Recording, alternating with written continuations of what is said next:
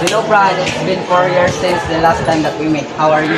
I'm fine. Actually, in my last year, in the AV of Communication at the University of the Philippines. Wow, that's great.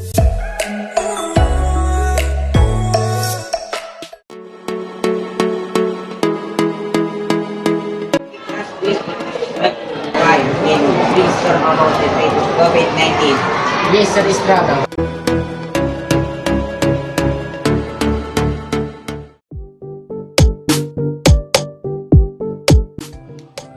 What's your favorite Filipino dish here?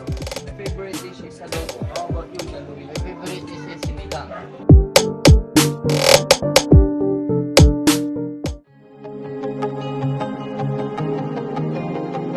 How how was the weather condition when you went to Baguio City last month?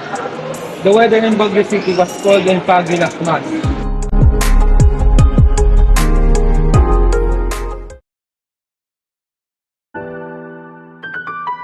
You're at home already, Aaron.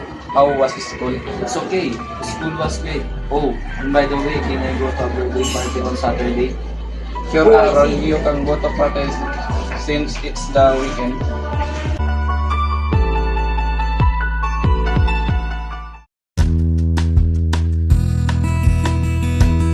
Roger, can you name a province in Davao region? Compostela Valley. Oh, my answer is wrong. I mean, Davao del Oro.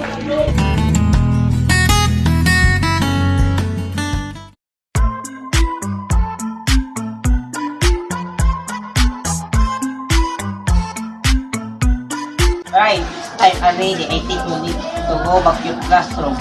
Oh, I see. Just wait for me outside the store. Goodbye, please.